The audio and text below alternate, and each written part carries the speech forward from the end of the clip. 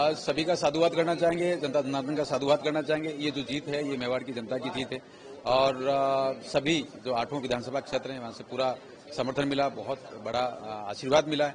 तो हम हमारे कार्यकर्ताओं को, हमारे जनता जनार्दन को, पूरे क्षेत्र के जितने भी हमारे जनप्रतिनिधिगण हैं, पार्टी के नेतागण हैं और राष्ट्रीय नेतृत्व और राज्य का नेतृत्व, सभी को ये जीत समर्पित करता हूं और उनका आशीर्वाद आगे बना रहे ऐसी कामना करता हूं। क्षेत्र की समस्याएं हैं जिसमें पानी की समस्या अपने आप में एक बड़ी बात नजर आती है। दूसरा, क्षेत्र में रोजगार की भी काफी अवसर हैं, टूरिज्म आगे बढ़ता हुआ नजर आता है। अनुसूचित क्षेत्र है तो वहाँ के विशेष रूप फॉरेस्ट राइट एक्ट के काम है, रोजगार के अवसर पैदा करने के काम है। सेंट्रल की योजना है, बहुत अच्छी योजना है, वन बंधु योजना हो गया, पीएम जनमन योजना हो गई। तो ये सारी योजनाओं को जब धरातल पर उतारेंगे तो काफी मेहनत करने की आवश्यकता है और काफी काम नजर आता है, तो उस बात पे आगे बढ़ेंगे। मजबूत विपक्ष एक मिला आपकी बात, क्या कहना चाहते हैं? देखिए, सबकी अपनी अपनी भूमिका है लोकतंत्र में, लेकिन जो सत्तारूढ़ दल होता है, जिनकी सरकार होती है, मुझे लगता है कि यशस्वी प्रधानमंत्री जी के मार्गदर्शन में जिस प्रकार की सरकार की रचना होगी, जो काम होंगे उसको धरातल पर उतारेंगे, उस पर ध्यान फोकस करेंगे, बाकी सारे अपने काम करेंगे। एक पानी एक बहुत बड़ी समस्या है राजस्थान में और वीआरसीपी हालांकि शुरू हो गई लेकिन उसमें भी टाइम काफी लगेगा, तो उसे कैसे देखते हैं? हम दक्षिण राजस्थान की बात यदि करें तो बारिश के दिनों में बहुत सारे नाले, बहुत सारी नदियां उफान पर होती हैं, पानी समुद्र की तरफ जाता है, तो लगता है कि कुछ जलाशय इन दिनों में खाली पड़े हैं और वाटर बॉडीज कई ऐसे हैं जो इंटरकनेक्ट नहीं है, तो यहाँ पर स्कोप नजर आता है। तो इन विषयों को आगे बढ़ाएंगे। मुझे लगता है कि एक बड़ी परियोजना जिस प्रकार से ईआरसीपी बनी वैसी दक्षिण राजस्थान भी बन सकती है। Thank you.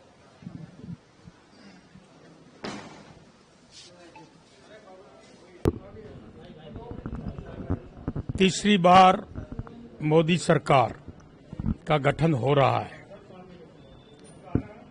जनता ने भारतीय जनता पार्टी को बहुमत दिया है और अब हम मोदी 3 के साक्षी बनने के लिए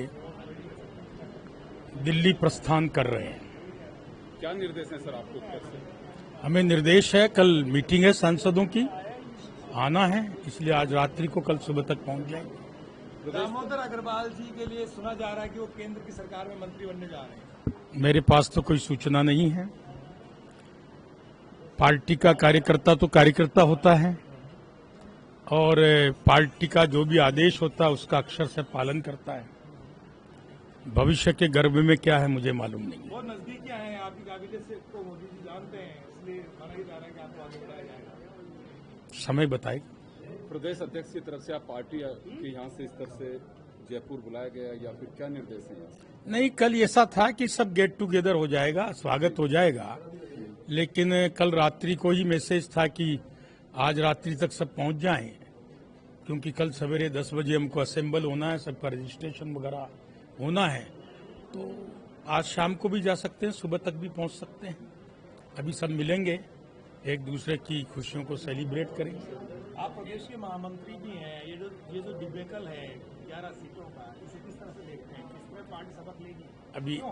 अभी विचार करेंगे। कब तक और क्या बड़ी बात क्या है इस पार्टी? बड़ी बात तो माननीय प्रदेश अध्यक्ष जी बता सकते हैं, हम तो कार्यकर्ता हैं।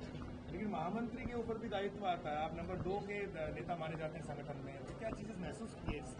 क्या गुमराह किया गया जनता को विपक्ष की ओर से? अभी बैठ के बात करेंगे। आलूमराम जी, आप जीते हैं और पुराने कार्यकर्ता रहे और इसके बाद में आप सांसद पद का चुनाव जीते हैं, क्या कुछ कहना चाहेंगे? पहले तो हमारे आदरणीय नरेंद्र जी मोदी, अमित शाह जी और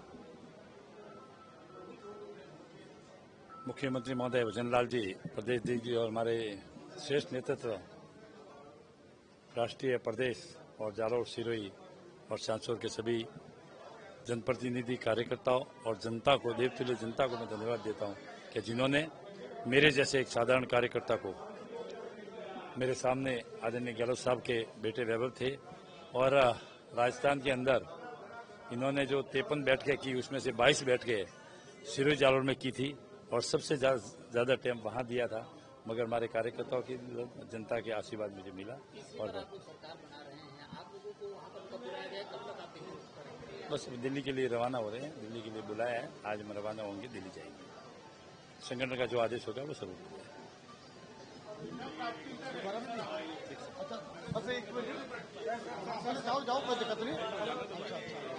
हाँ एक साथ अभी एक साथ इस वक्त हमारे साथ प्रदेश में भाजपा से प्रभारी चुनाव हुआ रिजल्ट भी आया कैसे देख रहे हैं? अच्छा है कि भारतीय जनता पार्टी की और सहयोगी दलों की, हमारी एनडीए की अब तीसरी बार सरकार बनने जा रही है। मैं जनता का बहुत बहुत धन्यवाद करती हूँ कि उन्होंने भारतीय जनता पार्टी के ऊपर, अपने सहयोगी दलों के ऊपर, एनडीए के ऊपर उन्होंने विश्वास रखा और आदरणीय मोदी जी ने जो कदम उठाए हैं उसके ऊपर अपार विश्वास रखते हुए तीसरी बार फिर सरकार स्थापन करने का अवसर हमें दिया है। जनता का बहुत बहुत धन्यवाद है, बहुत खुश है हम। राजस्थान लेवल के विधानसभा चुनावों में भी सीटें कम आई थी, अपेक्षा के अनुरूप नहीं आई, तो उससे सबक नहीं लिया, कैसा लगता है? आप ऐसा क्यों कहते हैं? आप देखिए कि हम तो हमेशा प्रयास यही करेंगे कि हम 100% मार्क मिलाए, हमें मिल जाए, कहीं 90%, 95% मिल जाए। इसके लिए तो हमने हमेशा प्रयास करना चाहिए। हमने वो प्रयास किया। अगर समझो आपको 95% मार्क नहीं मिला है, 80% भी मिलता है, तो भी आप डिस्टिंक्शन में आगे बढ़ गए हैं। और हमारे आसपास कोई भी नहीं है। जो कांग्रेस इतनी आज बात कर रही है, उनके सभी घटक दल है, उनको मिलके भी वो साथ में लेकर आते हैं, तो भी अकेले भारतीय जनता पार्टी की जितनी सीटें आई है उसके वो आसपास भी नहीं है। तो इसीलिए पार्टी का जो विजय हुआ है उसकी समीक्षा इस तरीके से मुझे लगता है कि नहीं करनी चाहिए। हम तीसरी बार जीत कर आए हैं। हाँ, ये बात जरूर है कि हमारा परसेंटेज कुछ कम हो गया है, पर हम ही नंबर 1 है और हमने आज फिर से सरकार बनने की तैयारी करी है। उसको इस एंगल से भी देखना चाहिए। मुझे लगता है हमने बहुत अच्छा काम किया है। सीटें थोड़ी सी जरूर कम हुई है, पर सरकार हमारी अच्छी तरीके से बन रही है और हम फिर से निरंतर सेवा में लग जाएंगे। सीटें कम होने से जो केंद्र सरकार के जो फैसले हैं उन पर तो कोई असर नहीं पड़ेगा आने वाले समय? देखिए, आज तक हमने सभी को साथ लेकर काम किया है, हम सभी को विश्वास में लेकर काम कर रहे हैं, तो ऐसी कोई अड़चन नहीं आएगी। हाँ, पर एक बात जरूर है, विपक्ष भी अपना ख्याल रखे। अभी तक ऐसे अनेक घटनाएं हो गई है, अनेक चीजें सामने आई है कि जब विपक्ष ने प्रयास किया है कि नरेंद्र मोदी जी के खिलाफ वो एक बुलंद, एक मजबूत आघाड़ी वो बनाते जाए, बट आज तक उनको कभी सफलता नहीं मिली है। वो इस बार तो वो सफलता के दिशा में जाए कि खुद तो नहीं चुनकर आए हैं, पर मोदी जी के खिलाफ जब वो एक बड़ा मोर्चा खोलते हैं तब तो वो एक आए, पर आज तक हमने कभी वो देखा नहीं है। चुनाव राजस्थान में हमसे जनता ने जो भी जनादेश दिया वो स्वीकार है और चुनाव में जो भी कमी खामी रही है उस पर मंथन करके आगे सुधार करेंगे। बहुत से कारण हैं, कोई एक कारण नहीं था।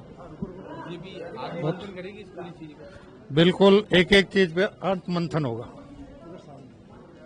नेताओं की वजह क्या रही? शेखावाटी से बिल्कुल सफाया हो गया है, आप जैसे नेताओं को बहुत अहम भूमिका निभानी पड़ेगी, क्या करेंगे अब आगे? करेंगे क्या, आत्मचिंतन करेंगे और जो भी कमी खामी रही है उसको सुधार करेंगे।